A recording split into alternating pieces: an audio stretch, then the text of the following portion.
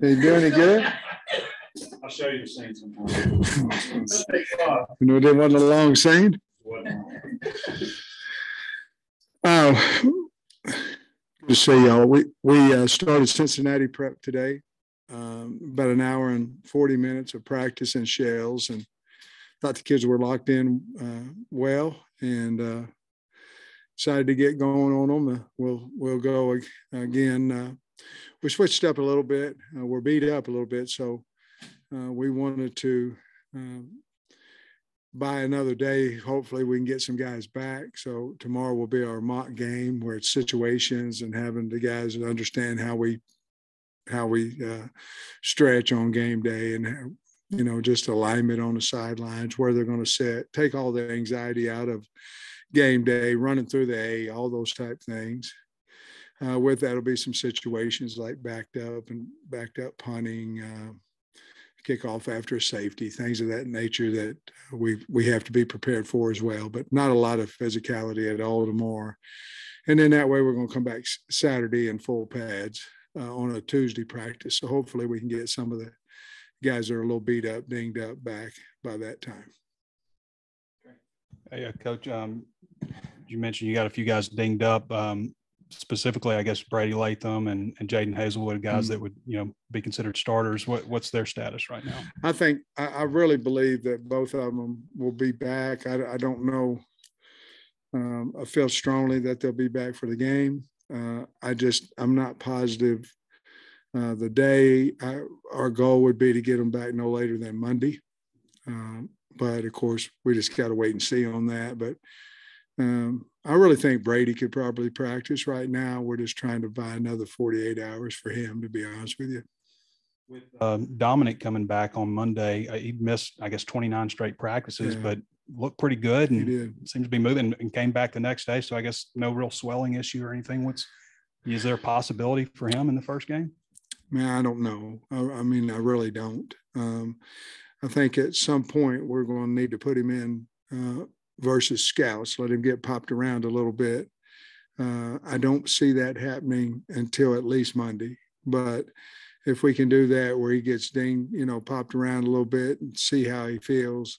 The great thing, he hadn't had swelling. You know, he's been out there. He hadn't done a whole lot, but he's done full Indy and he hadn't had swelling on it. So hopefully it continued that way after today's practice, and hopefully we could get him out there and move him around a little bit on Monday. I don't know that, to be honest with you. I know you're hoping he's going to be ready to go for Cincinnati, but with Brady out right now, you're getting a look at Tykees at right guard, Limmer, I guess, over at left guard. How comfortable are you with that combination if you were have to deal with that? I mean, very. I told Coach Kennedy that this really has, anytime you have an injury, as long as it's not a season-ending injury, it should benefit somebody on the team. This one certainly has Tykees and, you know, Limmer. You know, we played Limmer at center as well. Ricky was beat up for practice. So I think we'll end up being a better offensive line because of this. We certainly want Brady back, and we'll get him back. But it has benefited Tykees and Bo when Ricky went out. So if we played with those five guys and Brady couldn't come back, we'd be fine. We feel like we filled a really fine offensive line. It hurts your depth a little bit because, you know, now your number one depth player, who's Crawford, is starting. So it hurts that a little bit. Along those same lines, I guess we've seen Keytron in the slot some. Yeah. How do you think he's doing there? I mean, is it kind of just another example of trying to get your best three on the field at the same time? Yesterday was his first day at slot. And I pulled him aside and thought he did a really good job there. We had a meeting, you know, just in case Hazelwood's not able to play, who are our three top receivers and where do we need to put them to have the most success. And Keytron's probably played as much ball as any of them. And we know he knows that position. So I think we'll be fine there as well, but certainly we hope we get Hazelwood back. Yeah, Sam saw Marcus Miller was back. I think that's his first time back since the scope, and didn't see him in a green jersey. How good was it to have him back out there doing whatever he could? And is there a timetable for when he might reasonably be able to play if you need him? Well, we put him a little bit versus the scouts today. You know, I didn't want to put him against the big, you know, the 1-0 line or anybody like that. I didn't want that first day back, but I thought he looked pretty good. I think he's ready to go. I think he will be ready to go. And it's really good for him because, you know, Marcus, you know, had the knees before. And then, you know, last year, I believe he got COVID and was out for a while. And he's had a little tough luck a little bit here. And, you know, then this knee deal happened this year. And, but I think he worked his tail off to rehab, and it's good to see him back out there. I think he'll be able to play without any doubt on next Saturday. And then obviously it's been a while since you added, you know, Deke Adams and Dominic Bowman. How do you feel like those guys are fitting in? What do you like about what they're doing? And I'm sure it's not anything to do with you hiring them, but one worked at Ouachita Baptist, one worked at Arkansas Monticello, I think. So they both were at small schools. Now they're at the flagship school in the state. What do you think about that? Well, I love the fact that they've already understand the state. You know, certainly could help in recruiting with some of the relationships they've made.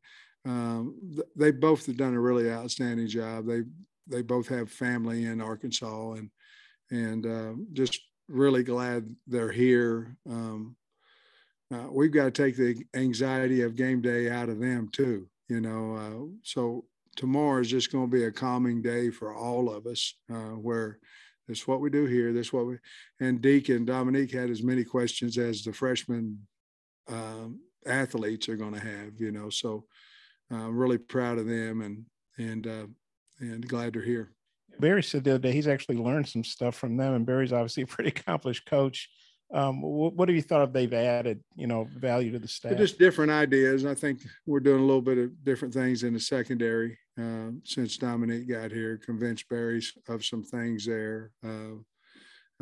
Deke's brought a different coaching style. He was familiar with the 3 down front, familiar with the 4 down front. Some of the games, some of the different blitzes that we have in now. A lot of them came from, or some of them came from the past of what Deke's done in the past. So all of them, it's any new coach is going to add something. You're going to either mark it out and say, no, we're not going to do that. Or you're going to say, you know what, this could be a package that helps us in this look. And both of them have brought those things to the table. I know Clark's been doing good in practice, but that second quarterback spot, you guys haven't really figured out yet. Have you seen anybody emerge there? How are you feeling about that spot? No, I mean, we've got 3 that we trust going in there.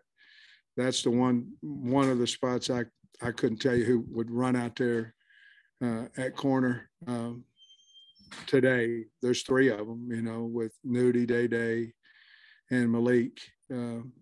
We've got to find that guy. We're confident in all those guys, but we've got to find that guy. It's more important to the kids who runs out there the first time, honestly, than it is to the coaches. But we got to, if they're that close, but we've got to make that decision here sometime Monday or Tuesday, I would guess. Coach, I think we had you at 84 scholarships heading into camp. Is the plan to retroactively apply that kind of like you did this year, with a couple guys this year, and also with 2 players entering the portal? Do you lose those scholarships, or do you get those back? And if you do, what do you plan to do? Okay, the first thing is let's go backwards. You get the scholarship back in January. Okay, so they've got their scholarship for this semester. Once they go in the portal, you get it immediately the next go round, which would be January. You talked about 84. Oh, you talk about current guys. Right. Current guys, what I probably will do, to be perfectly honest with you, because if you give current guys on the team a scholarship, they're all year scholarships. They're 1 year. And so you struggle with the math. And so the math says you have 20 something committed. How many are you going to lose? And then can we get to 85?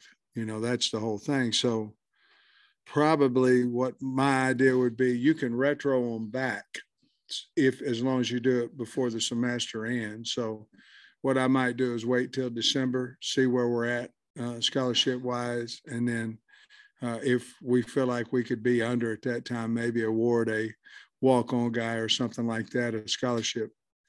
The other thing is you could award a guy that is a senior that's going to graduate at Christmas. You could do that and then get it back in January. But I don't think we have but maybe one or two guys on the team that would even qualify for that. So I think we'll wait before we do anything with the scholarship. We'll wait, but we know we can give it backwards. And so we just sort of like we did the kicker last year. So that's what we'll do. And I don't think, let's say out of the green guys, Jaden Wilson and Marcus Henderson, I think are the only guys that you have. Green today. Jaden's practicing. I think he'll be fine. We've got him in the green because we just don't want to hit him. But he practiced the whole day yesterday and today, and he'll be ready. Marcus Henderson's another story. You know, he hadn't been in there banging yet. So I don't really know. Right now, I probably wouldn't count on him for next Saturday at this point. Be the plan, like what you have going on right now with Limmer shifting to left guard and Takia's coming in at right guard. If there was something that happened on the offensive line, just kind of you got Latham and Limmer who can move around a lot and just try to get Takia's in there somewhere. Yeah, you're going to get him in. I mean, that's the bottom line, and you'll find out how to work it around because you have Brady and you have Limmer and you have Ricky could play guard. It would never happen, if that makes sense. I mean,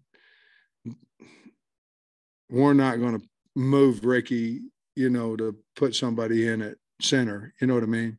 So, but he could play guard as well, which actually we played him in guard this camp at guard because we told him when he came back that we could help him with his draft by moving him to guard so the guys could see him play guard. And so he's probably got 35, 40 reps at guard in practice. The scouts were in today and they talked to me about it. And I said, well, look at practice this, look at practice that, look at practice that. And you'll see him playing guard live, one versus one. So we have tried to help him that way. He's certainly been good to us. Coach, with the battle at that second corner spot, you mentioned you got three guys you feel comfortable with. Could you envision a scenario where you rotate a couple of those guys or all three of them in a game, just kind of see who shines brightest with the lights on? I think so. The problem with the corners has been nagging injuries. If we were healthy, you probably have a pretty good idea who's your top two corners, but we just haven't. None of them's been healthy, and growing pull here, hamstring here, quad here, just things that's taken them out of practice, and nobody's really Wally pipped anybody yet, so we'll just keep going. They're all healthy right now. So hopefully in the next day or two, we'll make a decision. And I know you just recently got into the Cincinnati prep, but I guess they haven't announced the starting quarterback yet. Do you have any thoughts on those two guys and how you go about preparation? They're both good players. One obviously maybe a little more athletic than the other.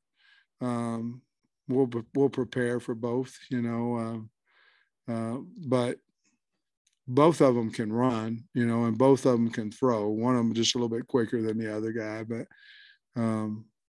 we'll be ready either way. And I wouldn't be surprised if they played both of them, to be honest with you.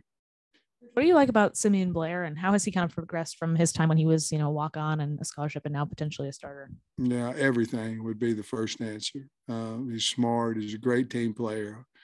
One of the hardest working guys on the team, appreciative of what he gets. I'm not a flashy when you offer a scholarship to a guy and do the video and all that. And I applaud those guys that are. I just know that the guy that's not getting one is feeling as bad as the guy getting one, is feeling good. So, but that was a special moment to be able to give him, he earned a scholarship. And then from then he's just taken off. I mean, he runs the ball. He's a leader over there. He'll hit you. You'd like to have a whole bunch of Blairs on your team. Hey, Sam, I think I probably know who they'd be, but have you definitely set your number one kickoff guy, your number one punter, your number one snapper? Yes. Could you tell us who they are? Or I thought you would tell me, and I just okay, said, well, yes. I think Little's going to kick off. I think Steid's your snapper. I think Bauer's your punter. But I mean, I don't know. Maybe. Confirm for sure. It'll Yeah. be Bates or Little kicking off, and Little will be your field goal kicker, and punter. We're close. We're not ready to say there on the punter, and Steiner. He'll be a snapper. And I know Crawford and Lewis, they obviously didn't seem to figure in the rotation, but you know, you spent time, energy, money recruiting those guys. Now, a week before the opener, they go into the portal. I mean, how do you feel about that? And you know, the fact guys leave so late, you know, in the process. I feel like if they don't want to be here, they need to get in the portal, and I have no problem with it. If you don't like it at the University of Arkansas, you need to go someplace else, and that's what the portal's for. And we're not for everybody. I mean, you got to practice, and you got to, you know, go to weights. You got to do, you know, it's hard. If you don't like it, then that's who we are. We're not changing, and go in the portal. Would I like it to be earlier where we could keep our scholarship and all that kind of stuff? Absolutely, because the guys that are on the team are earning their scholarship. But that's the rules. But I really feel that way, and that's anybody. If we do our stuff the way we do it, and I think we're more than fair with kids and how we handle them, how we talk to them. And for whatever reason, whether it be depth chart, it's too hard. Whatever reason it may be, they choose to go in the portal. We wish them luck, and we'll help them. We're not for everybody, so that's how I feel about it. So one more little off topic. I know you. I think you probably get along with all the coaches, but I know you and Courtney seem to really get along. I don't know if you knew. You're probably so engrossed in your prep, but she got a new contract today. I'm just wondering. She get a lot of money. I'll tell you afterwards. I said on camera, but I think it's through 2030 or something like that. I think it's through 2030. It's a pretty good extension. My Lord, they didn't give me one. They thought I might be 6 foot under by that date. I might be. What you think about that? Love it. She got a new contract. Love it. She deserved. I don't know what it was. When I was here the last time, their program was worse than our program when I got back. And then look what she's done. It's an inspiration. It's an inspiration to all of us coaches. And she is the salt of there. She's a wonderful person. And I'm ecstatic for her, and really more importantly for the kids that she coaches and that she's going to be here at Arkansas. She's great. Thanks, Coach. All right.